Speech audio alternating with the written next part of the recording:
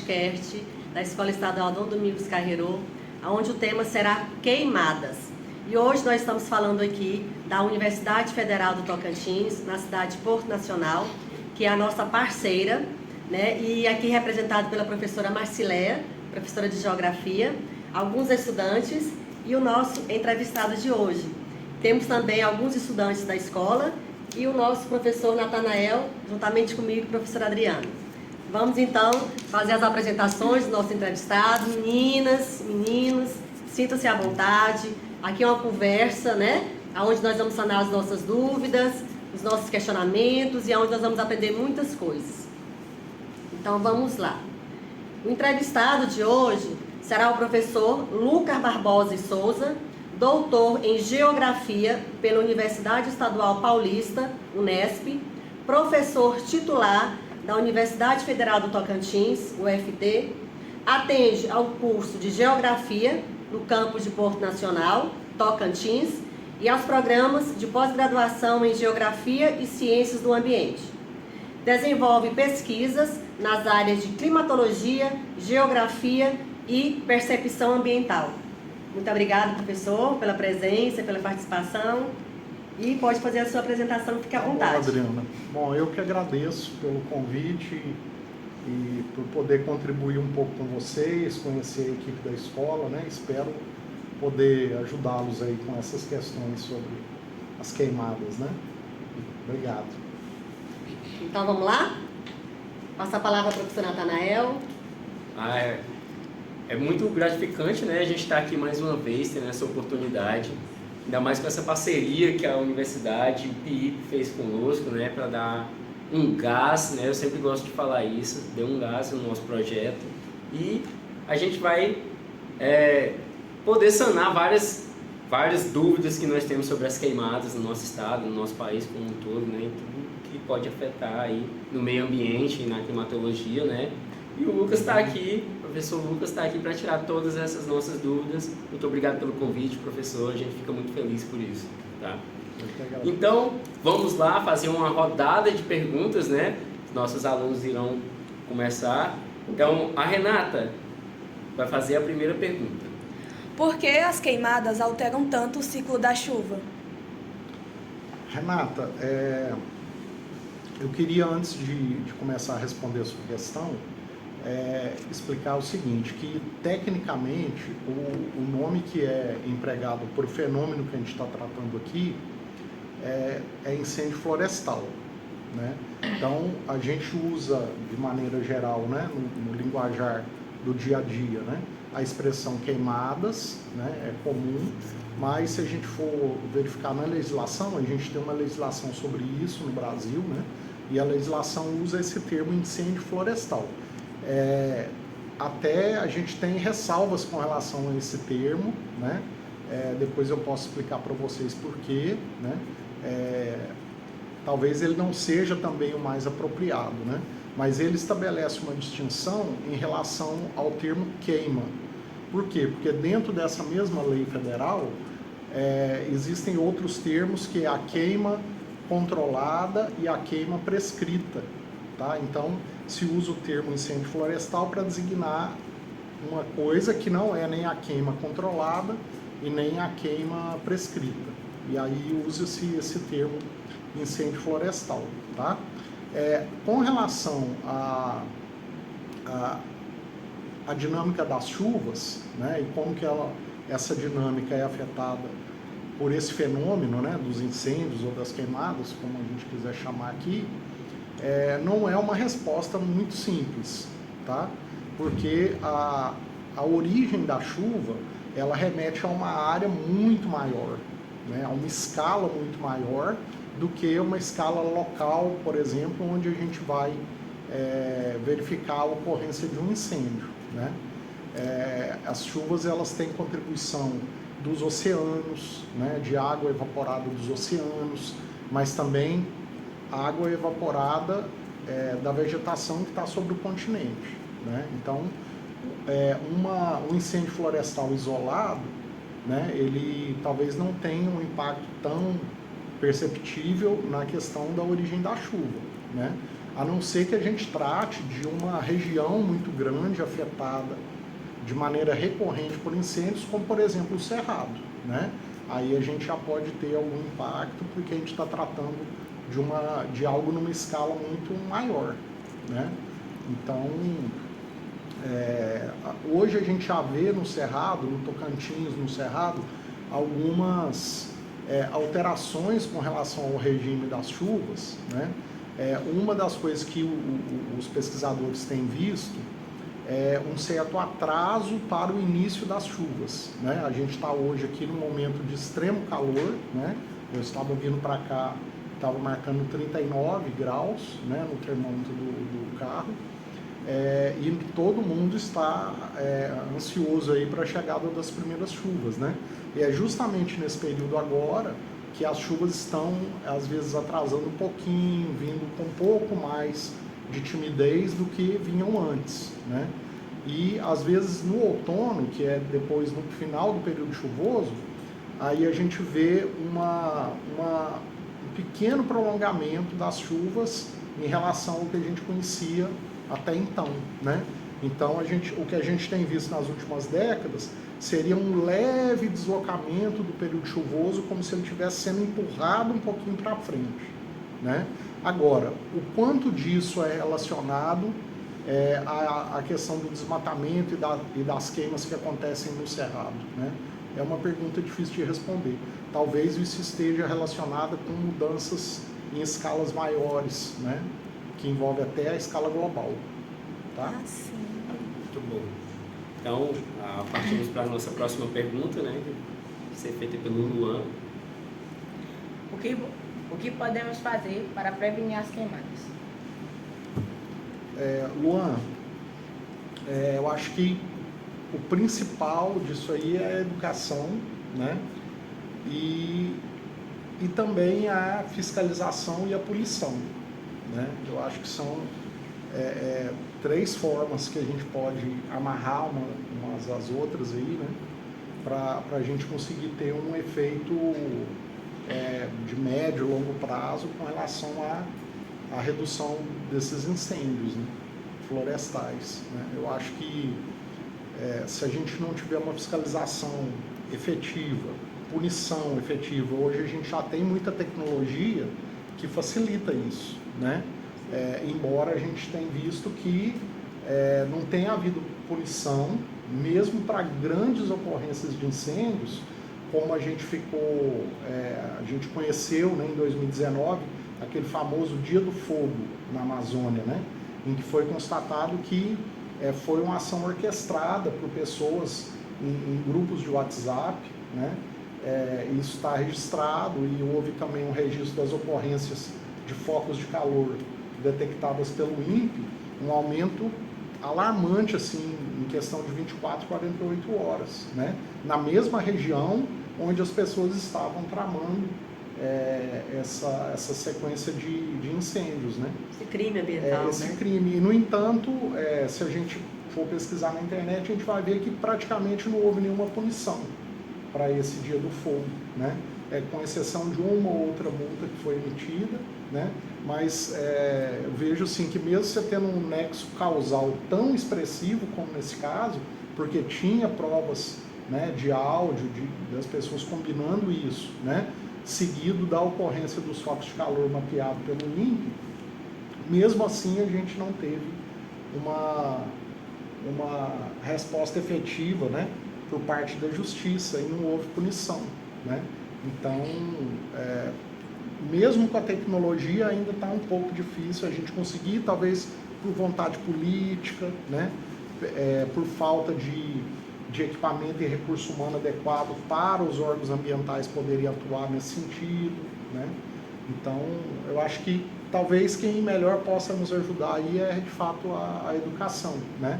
E aí o papel que vocês estão fazendo hoje, né? Vocês estão desempenhando um papel importante, que é levar essa informação às pessoas, né? Possibilitar esse momento, né?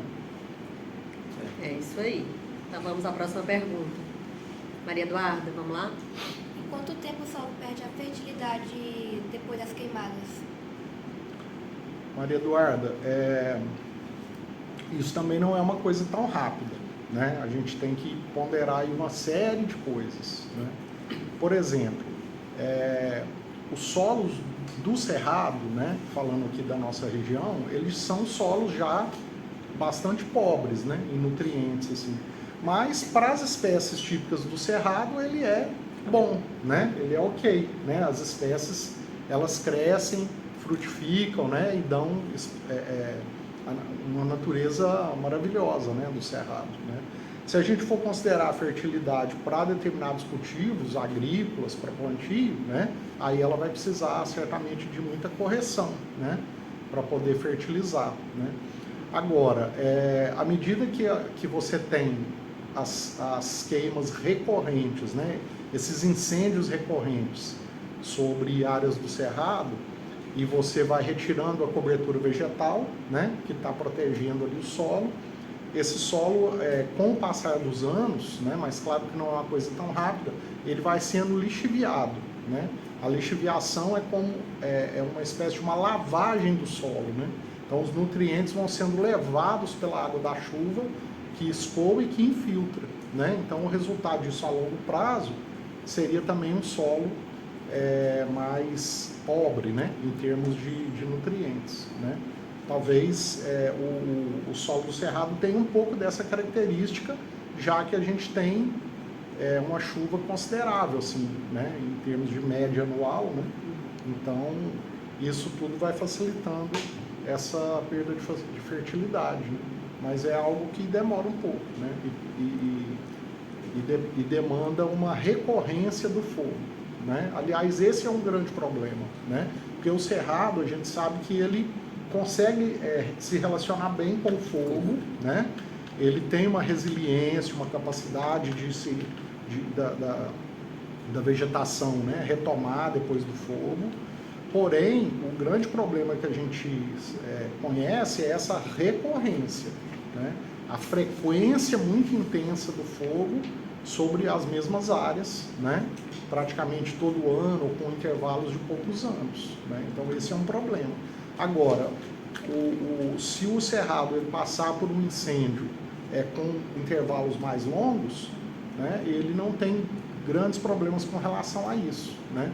Inclusive, essa frequência muito recorrente de incêndios, ela vai acabando com a biodiversidade, né? Mas depois a gente pode tratar desse assunto em outra questão. E professor, só fazendo assim, uma recapitulação do que o senhor falou, por muito tempo foi falado, era propagado esse discurso do solo do Cerrado ser um solo ruim, improdutivo, que até ajudou para a expansão do agronegócio aqui na região, né? Em muitos sites, né, a gente via, né, solo pobre, né, mas para plantar uma monocultura da soja é bom fazendo alguns traços, né, botando alcalino no solo, com os calcários, né, aquelas caçambas, caçambas de calcário. Exato. Então vamos lá, próxima pergunta. Ana Beatriz. Como as queimadas afetam a biodiversidade do Tocantins? Olha aí, já é a continuidade do que eu estava falando, né? Então, a queimada, né, ou o incêndio muito recorrente, ele vai tornando a vegetação mais pobre, em termos de espécies, né? Porque existe uma sucessão da vegetação, existem espécies primárias, que são aquelas que precisam que o sol ele bate direto no solo, né, para aquelas espécies aparecerem, então são as primeiras que aparecem, né?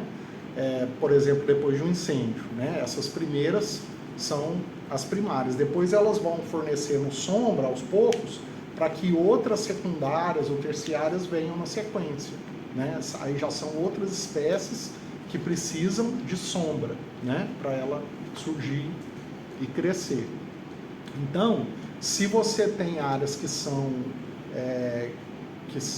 queimadas com muita frequência, você nunca dá a possibilidade dessas espécies secundárias, né, ou terciárias delas virem, né? Então você tem ali o resultado de uma biodiversidade vegetal menor, né? E por consequência também você vai ter menos biodiversidade animal, né? Vocês estão vendo que é uma cadeia, né? Se a árvore não cresce a espécie secundária, porque precisa da sombra. Exato. Né? Aí os animais ficam extintos. Né? Por que os animais também estão saindo da sua zona, né? Seu habitat, indo mais para as cidades? Tudo tem um porquê e um motivo, né?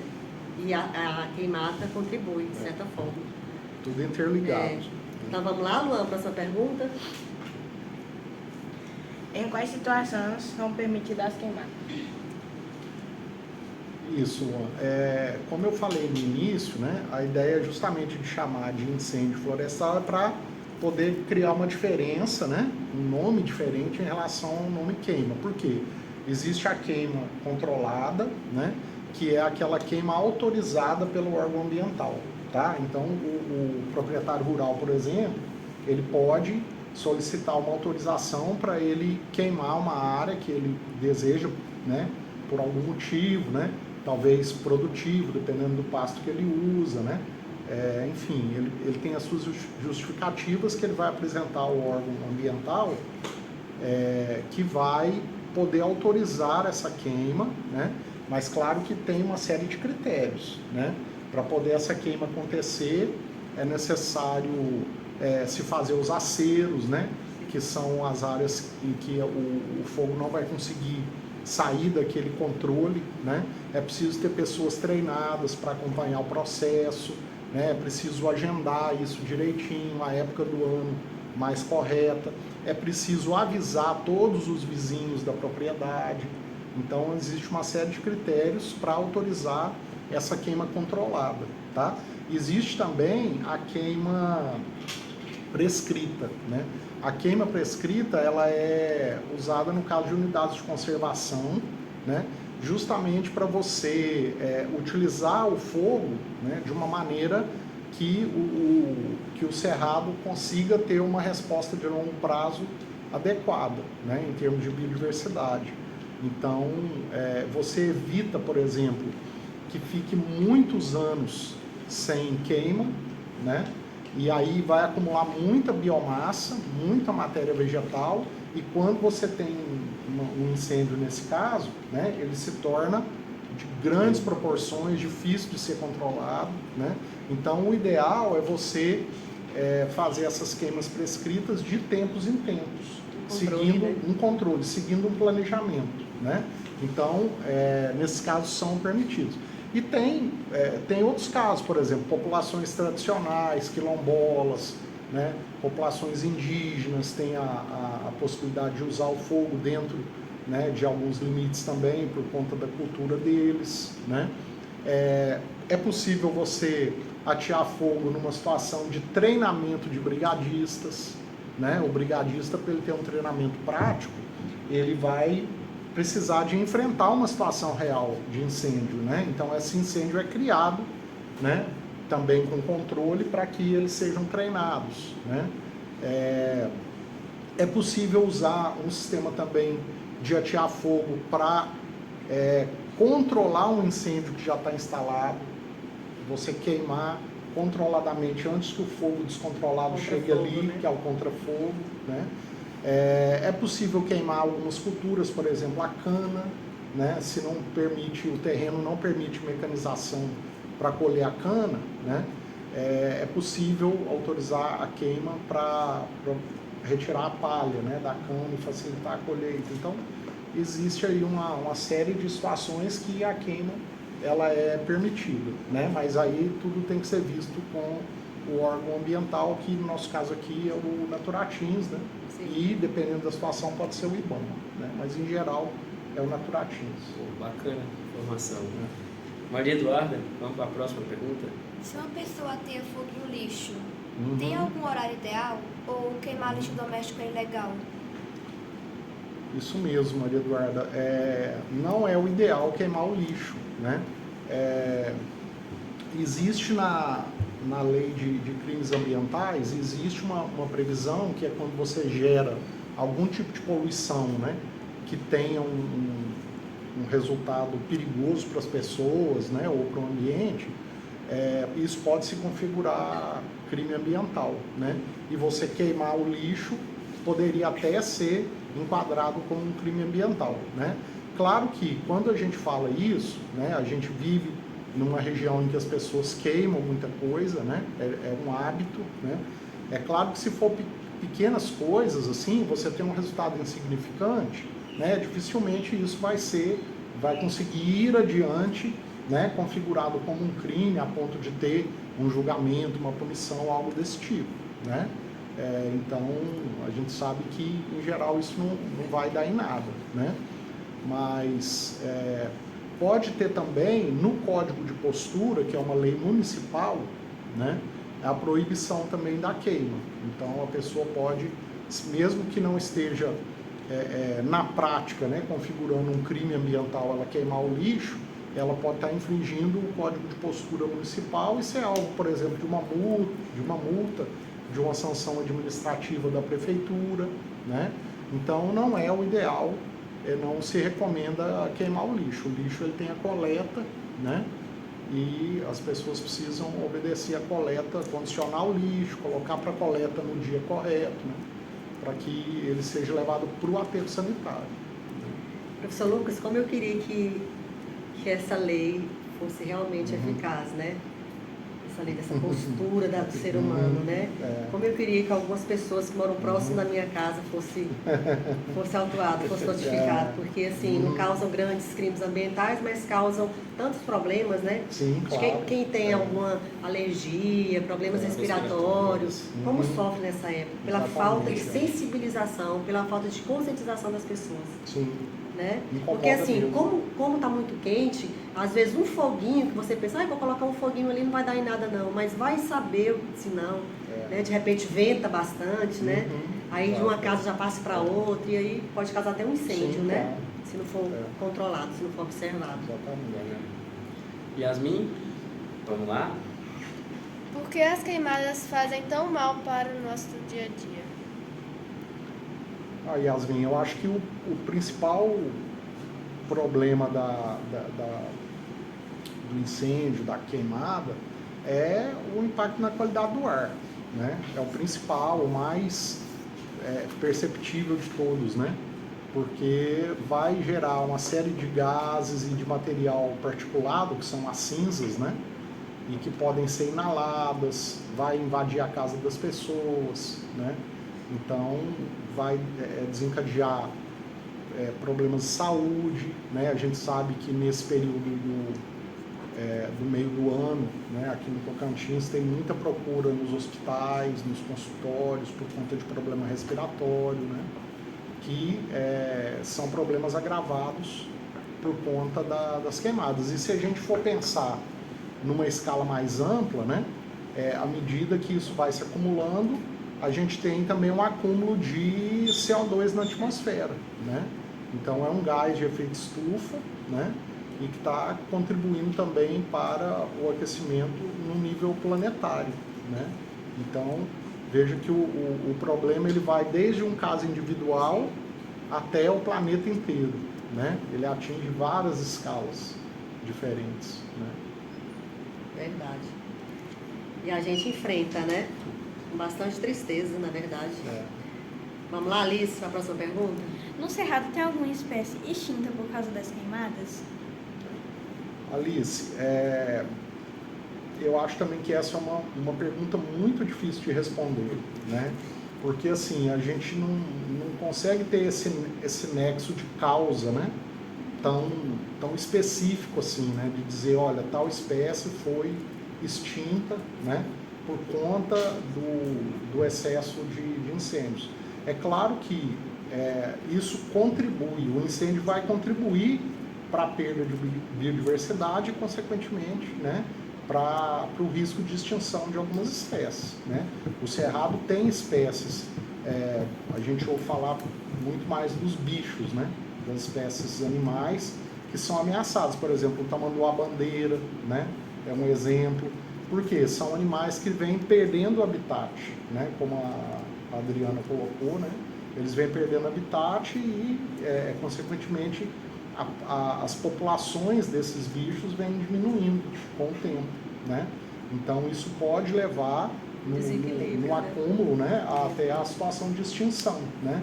Agora é difícil a gente apontar uma espécie exata e falar, olha, a causa da extinção de tal espécie X ou Y foi os incêndios, né? Foram os incêndios. Né? Professor, e algumas espécies de plantas que entram em autocombustão?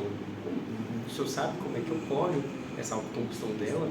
Esses casos, Natanael, pelo que eu conheço, são casos raros, né? A gente tem situações muito raras de fogo que foi gerado de maneira natural, né? Então, você pode ter, talvez, uma maneira mais fácil disso acontecer quando está armando uma chuva, né? Você tem ali um relâmpago, um raio, e por algum motivo aquela chuva não caiu naquela área e aquele raio desencadeou um incêndio. Pode acontecer, né? Seria um fenômeno natural, né? Uma origem natural. Mas isso representa uma ínfima parte, né, dos incêndios que a gente tem no mundo inteiro, né? A causa, ela é humana, né? Praticamente toda vez, né? É humana. Né? Ações antrópicas, né? Vamos lá, Jaque? Como as queimadas afetam os rios? E como isso acontece? Jaqueline, os rios são afetados porque a queima, ela destrói a cobertura vegetal, né? A cobertura vegetal é o que protege o solo da erosão, né? Então, à medida que a gente deixa de ter a proteção da vegetação nativa, né? A chuva vai conseguir, principalmente a chuva, né? Vai conseguir erodir muito mais e transportar esse sedimento do solo até o curso d'água, que é o rio, né? Então isso vai assorear o curso d'água, né? Então seria principalmente por aí. E também, à medida que a gente tira a cobertura vegetal, a gente facilita o escoamento da água ao invés da infiltração, né? Então você pode também ter num prazo mais estendido, né, uma diminuição da recarga do lençol freático, né? Porque a água vai escoar e chegar rapidinho no curso d'água, ao invés de infiltrar, né? Então a vegetação auxilia também nessa infiltração da água e a manutenção do lençol freático, e depois vai alimentar as nascentes, o que pode também gerar um problema para o rio depois, né? Então, acho que por essas duas vias, tá? É por isso, turminha, que a gente tem que preservar as nossas matas ciliares, preservar as nossas nascentes, né? Não sei se vocês têm costume aqui de ir em fazenda, de ir em sítio, né? Então, assim, já leva essa discussão aqui para os avós, para os pais, né? Para o meio que vocês vivem. A preservação das matas ciliares, do entorno das fazendas, do entorno dos rios, dos córregos, dos ribeirões, entendeu? Para nós tentar manter esse ambiente até o final das nossas vidas, né? Saudável. Em outras vidas, né? né? Em outras gerações, né? Que vão vir. Exatamente. Principalmente, Adriana, no caso de bacias que são estratégicas, né? Então, eu costumo dizer que aqui em Porto Nacional a gente tem a bacia do São João, né? Que é a bacia que há muito tempo abastece Porto Nacional e que vem sendo muito degradada, né? Muito degradada, tanto no espaço rural quanto no espaço urbano, né? Ela é uma bacia estratégica. Outra bacia que é estratégica dentro de Porto Nacional é a bacia do Francisquinho, né? O Francisquinho, ele é usado para a diluição do esgoto na estação de tratamento de esgoto, né? No entanto, ela também tem sido muito maltratada, essa bacia. Então, são duas bacias importantes que estão no nosso município, né? E que precisariam de um olhar mais cuidadoso, né? Por parte da população e por parte dos órgãos ambientais, né? Exatamente. O próprio município, pelo que me consta, ele pode criar uma legislação para proteger esses mananciais, principalmente no caso do São João, né? Ele tem a possibilidade de restringir determinadas atividades na bacia, restringir o uso de agrotóxicos, né? Ou pelo menos alguns deles na bacia. O município tem essa possibilidade de fazer, né? Agora é necessário a gente ter uma vontade política, né, um empenho político para enfrentar essa questão, principalmente no caso de um município, de um estado, né, tão pautado no agronegócio como é o nosso caso aqui, né? Recentemente tinha um outdoor na entrada da cidade que dizia assim: Porto Nacional, a capital do agronegócio e da cultura, né? Então, o Porto Nacional, que sempre foi conhecida como a capital da cultura, agora também é capital do agronegócio, né? Isso está estampado aí nos outdoors. Então, você tem, certamente, por parte desses grupos, né, que extraem a renda da terra a partir da agricultura e também das questões fundiárias, eles, claro, que vão ser contrários a qualquer política mais restritiva com relação a essas bacias, né? Então, é uma luta política difícil de ser enfrentada, né? Mas extremamente necessária. Sim, e a população tem que, né, empenhar também, porque às vezes a gente é muito omisso, né? Também, às vezes a gente quer algo bom e assim, fica muito na fala, e a gente tem que colocar mesmo para valer, né? Porque a gente vive num meio ambiente, né? E como que a gente vai deixar ele ser destruído? Como que a gente vai destruí-lo? Aí complica, né, gente? Quando a gente entra nessa pauta ambiental, né, que é muito grande, né, e quando a gente vai falar principalmente dos corpos hídricos e do Rio Araguaia, que parte do nome da nossa bacia, né, Bacia Tocantins-Araguaia, que teve aquelas reportagens que estava sendo desviado o rio para fazer irrigação, né, nas grandes lavouras, né? Eles estavam tentando desviar o rio para fazer irrigação, né, e estava comprometendo também, né, isso acaba comprometendo o corpo hídrico, né? Na bacia do Araguaia tem muitas outorgas, né, para uso da água, para irrigação, né, região de Lagoa da Confusão, Formoso do Araguaia, né, a região lá da professora Marcileia, né, que é Cristalândia, né. Então, uma região que a gente sabe que existem essas outorgas. Agora, eu não sei até que ponto esse quantitativo que é outorgado para o proprietário puxar de água, se isso é de fato respeitado no dia a dia, né? E aí a gente teria que ter um órgão de fiscalização bem eficaz, né? Bem eficaz para saber se o quantitativo tem sido respeitado, né? E, assim, às vezes a gente já tentou buscar dados de outorgas de uso da água no Tocantins, orientando os meus, né? E tivemos muita dificuldade para conseguir esses dados, né? Então, isso gera desconfiança, porque se os dados são tão fechados, né? Por quê, né? Por que eles são tão fechados? Que deveriam ser públicos, né? Exatamente, são dados públicos, né? Mas, infelizmente, a gente já teve muita dificuldade para conseguir. Não sei como está hoje, né? Isso foi alguns anos atrás, né? Mas não tivemos sucesso em conseguir os dados de outorga de uso da água no estado, né? Era para uma pesquisa de doutorado de um orientando meu. Entendi. Tá? Vamos lá para a próxima pergunta, Ana Beatriz. O que contribui para o aumento das queimadas? Como as queimadas também contribuem para o aumento da poluição? Olha, Ana Beatriz,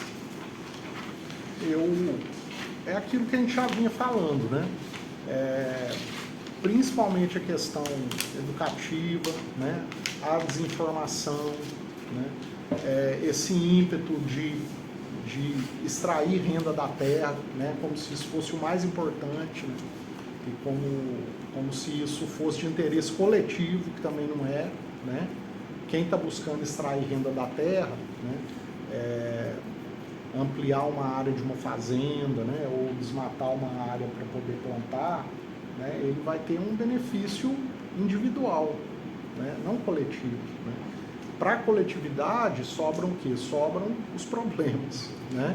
Então você individualiza a parte boa, né? O lucro, né? E socializa a parte ruim, que são os prejuízos, né?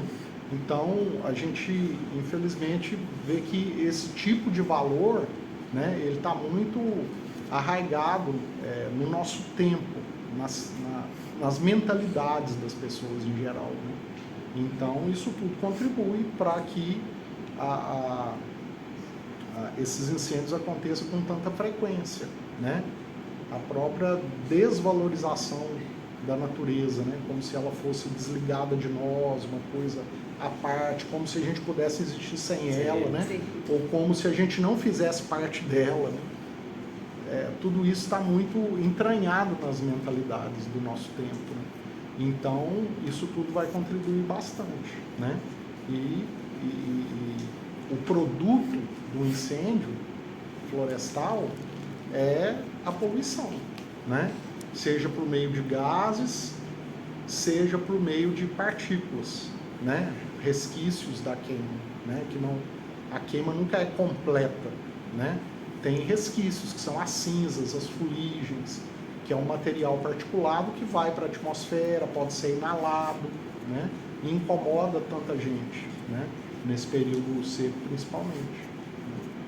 Quando o senhor fala que a gente não consegue viver sem, né, o meio ambiente dissociável, né? E o contrário é verdade, né? O meio ambiente conseguiria viver muito bem sem a gente aqui, né? A natureza, né? A natureza, o ecossistema, ele ia viver muito bem sem nós aqui.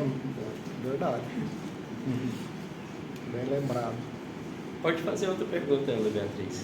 Por que no Tocantins os meses de julho a outubro são os mais quentes? Será? Vocês têm dúvida que seja mais quente? Podemos ir lá fora medir agora. Por favor, não. Que tá geladinho. Aqui está melhor, né? Então, o Tocantins ele tem um clima quente o ano inteiro, né? A gente não tem efetivamente uma estação fria, né? O calor ele está presente sempre para nós. Ele é atenuado numa época, né? E é agravado em outra época que é a que a gente está agora, né? Mês de setembro. Basicamente o que acontece, né? A gente sabe que as chuvas e as nuvens elas nos protegem muito da radiação do sol, né? Então, no período chuvoso, a gente tem um pouco mais de conforto, né, com relação às temperaturas, porque boa parte da radiação do sol não está chegando aqui embaixo. E quem que está protegendo? As nuvens, né?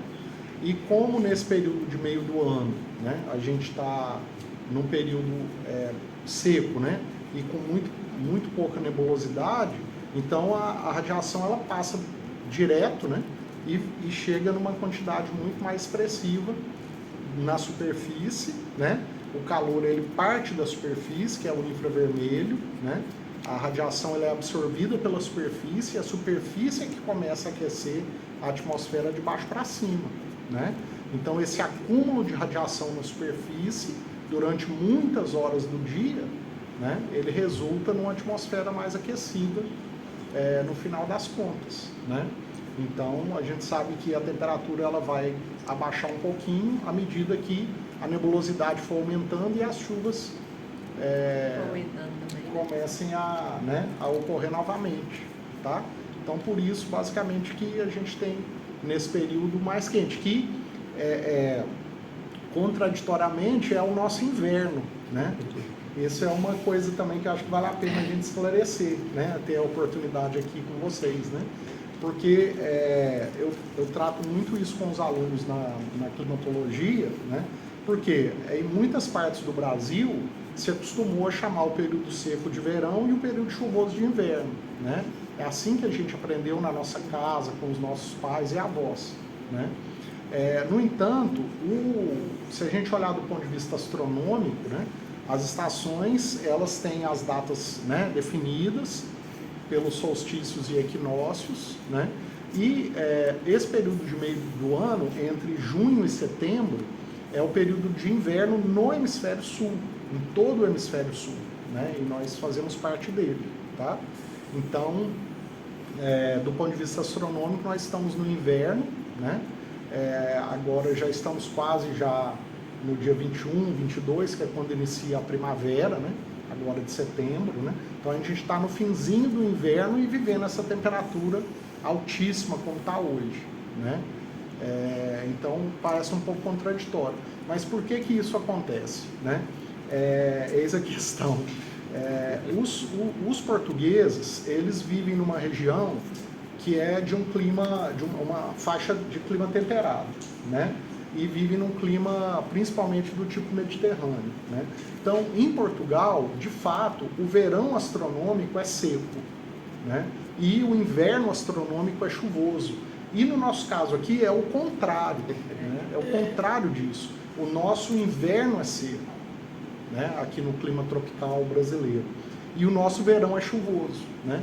Mas quando os portugueses chegaram no Brasil, pela primeira vez, eles automaticamente passaram a usar a mesma lógica que eles usavam lá, né?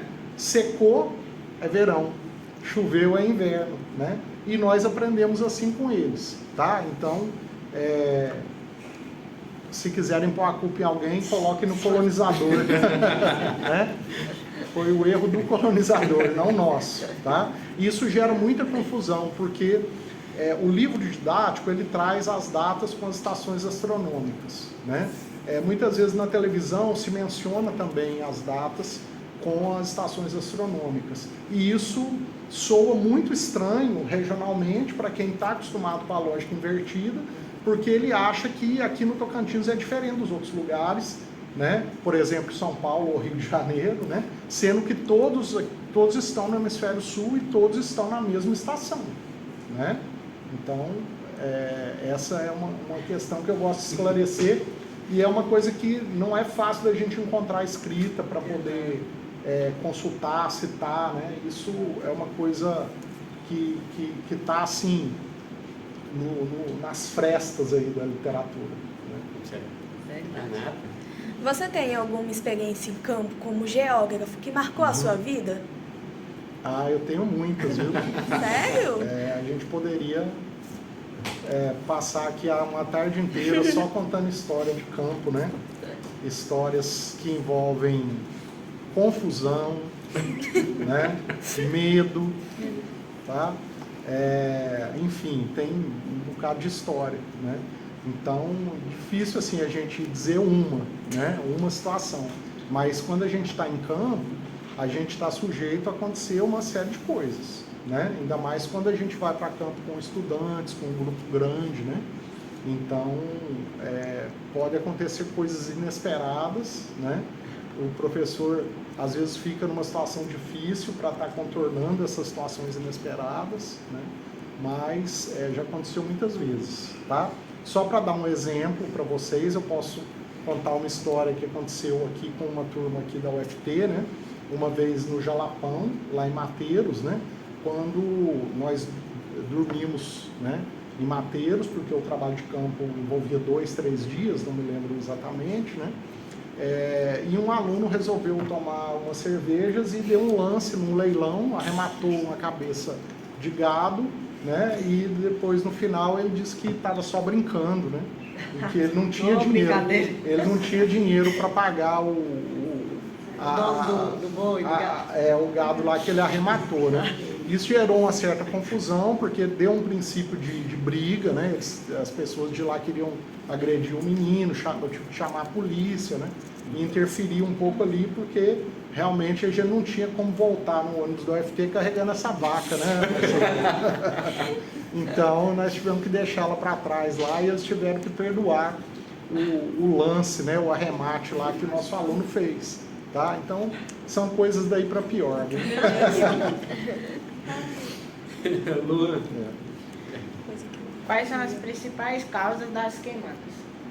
As causas? Bom, Luan, eu acho que as causas nós já tratamos aqui, né? A desinformação, né?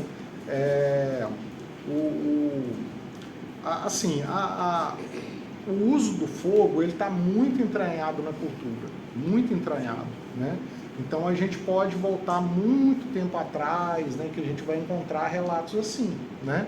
Para vocês terem uma ideia, tem um viajante austríaco que andou aqui pelo Tocantins. Eu sempre conto essa história, né? Ele andou aqui pelo Tocantins há mais de 200 anos atrás, né? Que foi o Johann Emanuel Pohl, né? Ele era um viajante naturalista, estava autorizado pela coroa portuguesa, né? A gente ainda era colônia, e ele fazia um levantamento Brasil adentro, né? De recursos naturais, mapeando, inventariando, levando amostras de espécies vegetais, animais, rochas, né? Enfim, e ele passou aqui pelo Tocantins, né? E ele relata que ele via, no período seco, né, que ele gastou alguns anos, né, para fazer essa viagem, porque ele entrou pelo Rio de Janeiro, cruzou Minas Gerais, entrou Goiás, e aqui o Tocantins não existia, fazia parte, né, eu não sei se na época era capitania ou província, né, de Goiás, e ele passou em Porto Nacional, e o ponto mais distante que ele chegou foi Carolina, né, que é no Maranhão, na beira do Rio Tocantins. Depois de Carolina ele fez toda a viagem de volta. Então, veja, isso aí em lombo de animal, né? Não é uma coisa que você faça em alguns dias ou semanas, né? Então ele levou alguns anos, né? E ele relatava que tinha muitos incêndios pelo caminho, né, no Cerrado, né?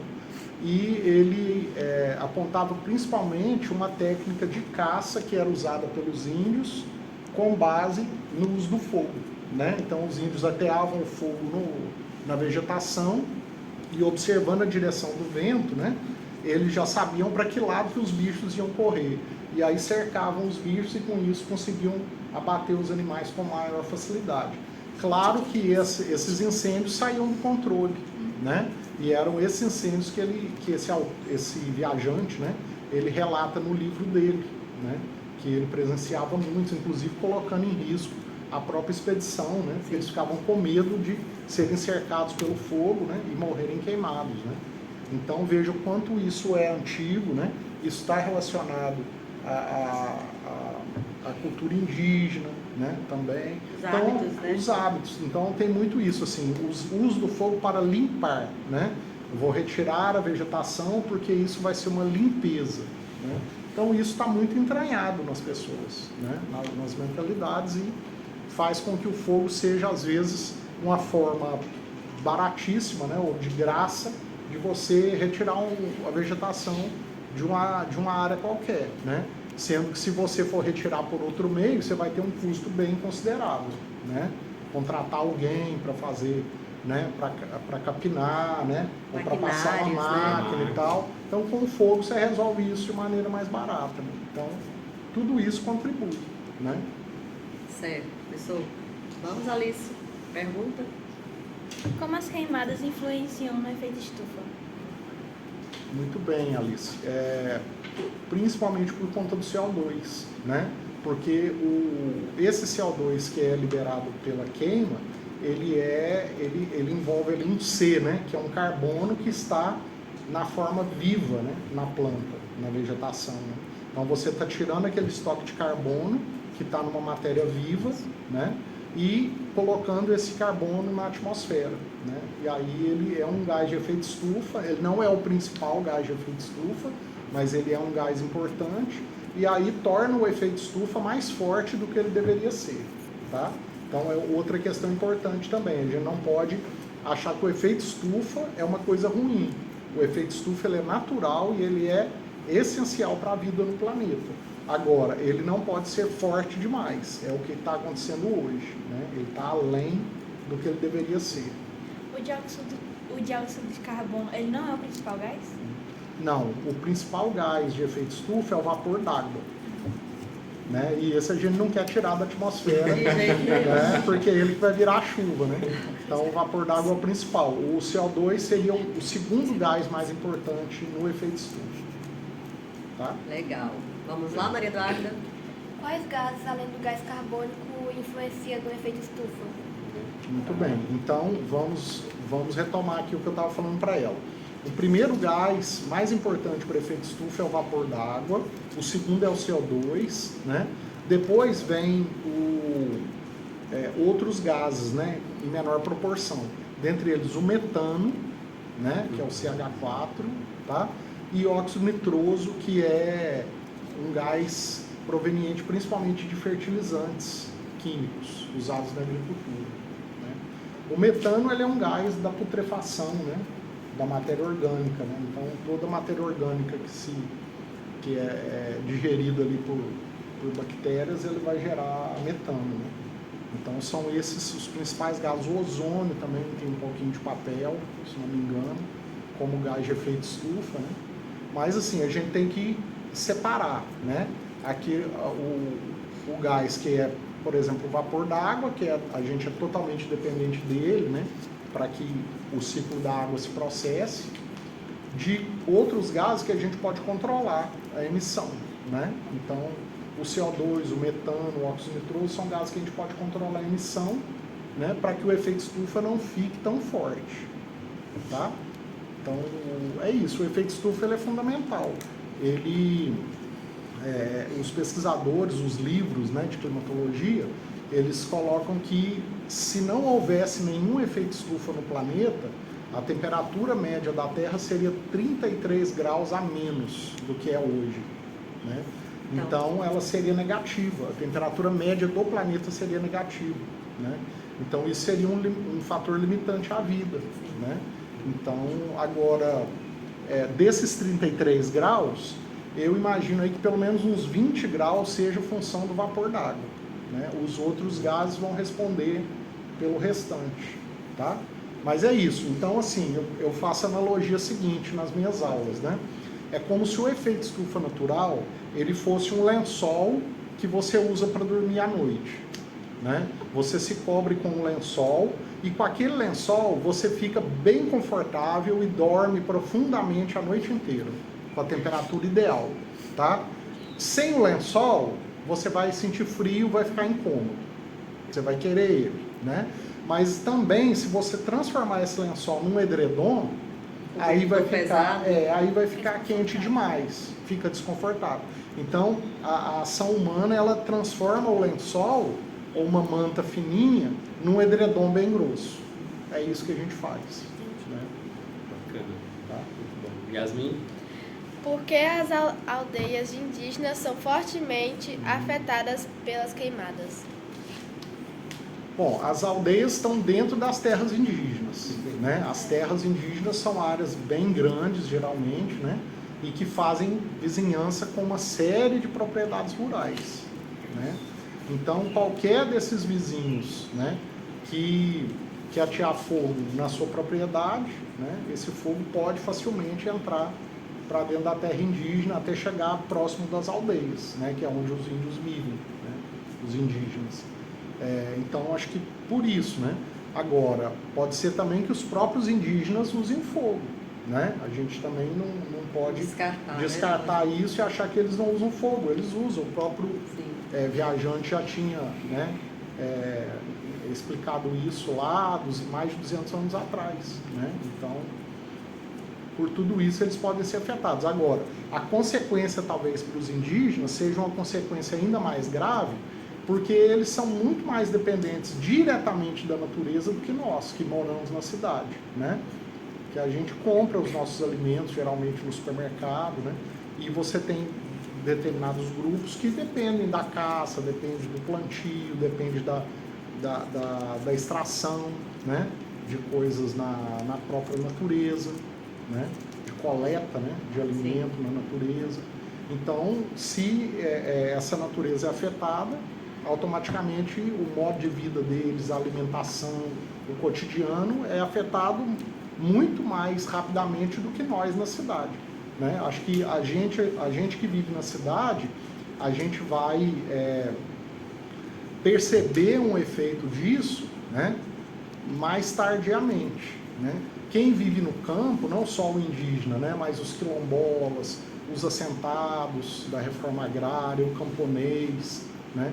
Esses grupos, eles são afetados na linha de frente, eles são os primeiros e mais fortemente afetados, né? Então, a gente tem que ter um olhar mais cuidadoso para esses grupos aí. Certo. Jaque? Qual a influência do agronegócio nas queimadas? Muito bem, Jaqueline. O agronegócio, ele talvez tenha um efeito muito mais indireto do que direto, né? Porque se você conversar com alguém que é ligado, né, ao agronegócio, principalmente como a gente conhece aqui, que são os grandes plantadores, né, os grandes produtores de soja, de milho, de arroz, eles vão dizer assim, olha, eu não queimo a minha propriedade, porque na minha propriedade ela já está estabelecida, né, as áreas estão desmatadas para poder plantar e colher todo ano. né? Então ele vai dizer, na minha propriedade não tem como ter, né, um incêndio florestal, tá? Então, isso está errado? Não, não está errado, né? Agora, à medida que a gente vai tendo, né, vamos pensar no Cerrado ou no Tocantins, à medida que a gente vai tendo cada vez mais produção desse tipo e áreas desmatadas para produzir essas coisas, você tem a abertura de novas áreas, né, seja aqui mesmo ou na Amazônia principalmente, né, que vão dar origem a outros tipos de atividade produtiva, né? Por exemplo, a gente sabe que a pastagem na Amazônia ela é muito vinculada o desmatamento na Amazônia é muito vinculado à pastagem, à pecuária, né? Então, às vezes você tem aqui no Tocantins pastagens que são convertidas em lavouras, né? Então, para isso não precisou desmatar, porque já era pasto, né? Então não houve desmatamento. Mas essa pecuária que deixou de ser desenvolvida aqui, ela está sendo desenvolvida, né, em lugares mais distantes da Amazônia, e aí precisa da abertura, de retirada da floresta, né? Então, por isso que eu falei, talvez o efeito do agro seja muito mais indireto do que direto, tá?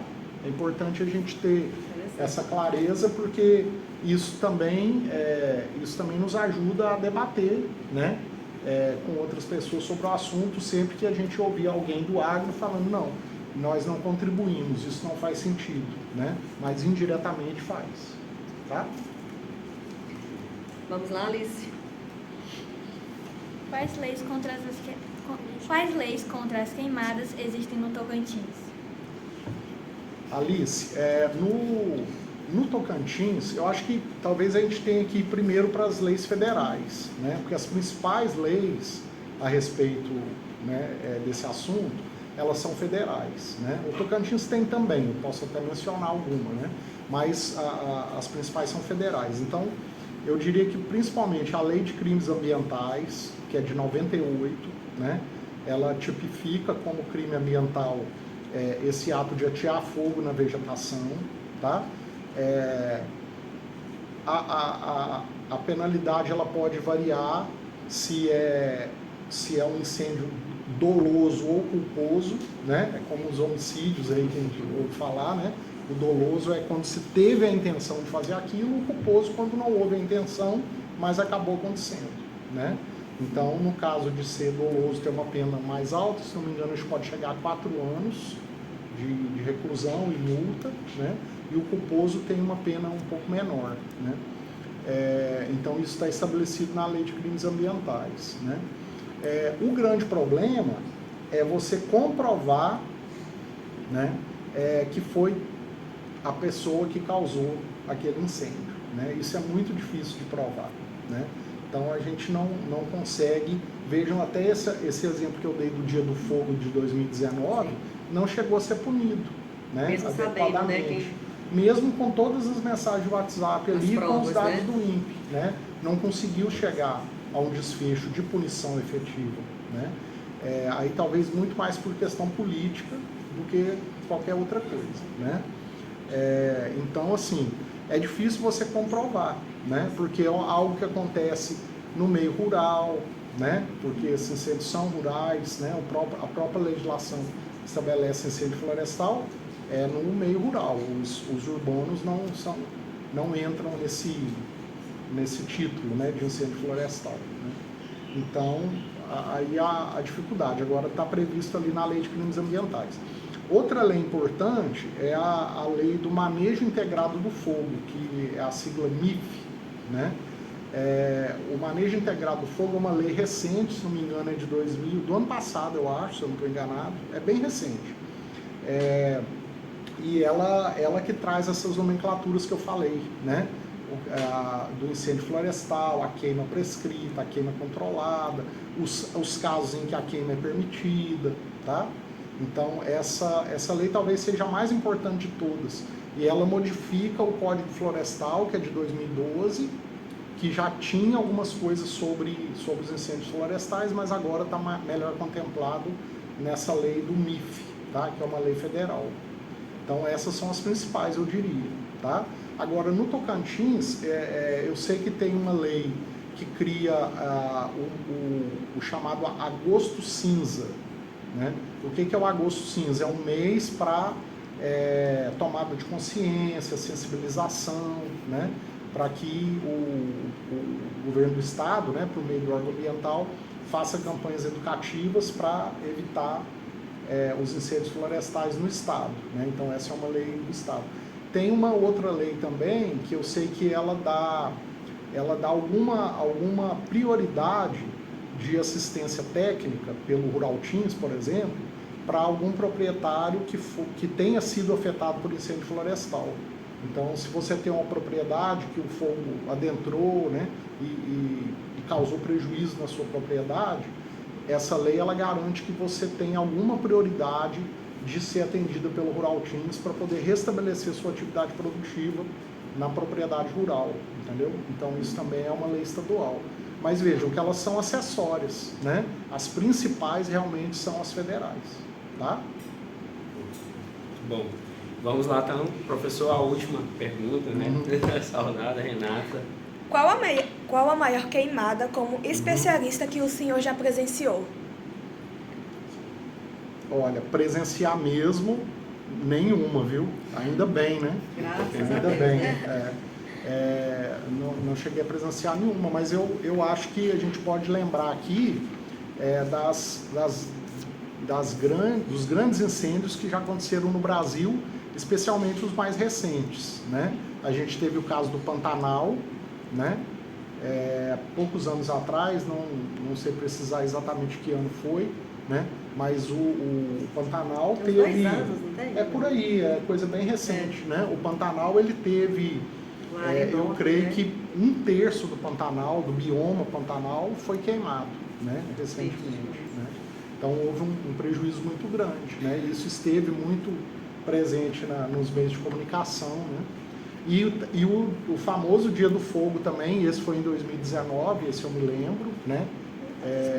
Foi em agosto de 2019, em que houve muita queima, principalmente no sudoeste do Pará, né? Principalmente o município de Altamira, Novo Progresso, foram municípios que queimaram muito, né? Depois dessa onda orquestrada aí de uso do fogo, né? Que foi tramada pelo WhatsApp por grileiros, proprietários rurais, isso, né? E que infelizmente não foi devidamente punido até hoje, né? Então eu diria isso. Agora sim, não é só no Brasil, né? Esses incêndios florestais, eles têm incêndios gigantes também em outros países, né? Estados Unidos tem muita recorrência, principalmente na Califórnia, né? No Canadá tem recorrência de incêndios florestais, na Austrália tem recorrência, em Portugal também tem esses casos, na Grécia, no Chile, que é nosso vizinho aqui da América do Sul, né? Então, assim, é um problema que não é só brasileiro, ele está espalhado em diferentes continentes, né? O problema também se agrava nesses países porque as construções, né, a maioria são de madeiras, né? Quando você tem construção de madeira, fica mais vulnerável, né? Muito mais vulnerável a quem. Exatamente. Né? E aí, meninas, esse só caso, a título de curiosidade, Altamira, que foi o município que o professor falou, é o maior município do Brasil. Exatamente. Querem fazer mais algumas perguntas? Os estudantes aí do UFT. Aprendemos muito hoje? Sim! Uma aula, né? Olha aí. Queremos então finalizar o nosso 7º podcast, diretamente aqui da Universidade Federal do Tocantins, na cidade de Porto Nacional. Queremos agradecer a professora Marcileia. Faça favor aqui, professora. Vem dar o ar da graça. Ela que está representando essa universidade maravilhosa. Queremos agradecer o professor Lucas, viu, professor? Foi um aprendizado muito, muito valioso. Agradecer a presença de todos vocês. Espero que vocês, meninas, vocês, menino, Luan, sejam propagadores, tá? Dentro da nossa escola. E é um tema muito, muito importante, muito do nosso dia a dia, né, gente? Então, assim, a gente tem que realmente expandir esse aprendizado que foi nos passado hoje, tá? Queremos agradecer ao nosso cinegrafista, que está atrás das câmeras, né? O Jonathan. Enfim, gente, Obrigada pela oportunidade e até o próximo podcast. É.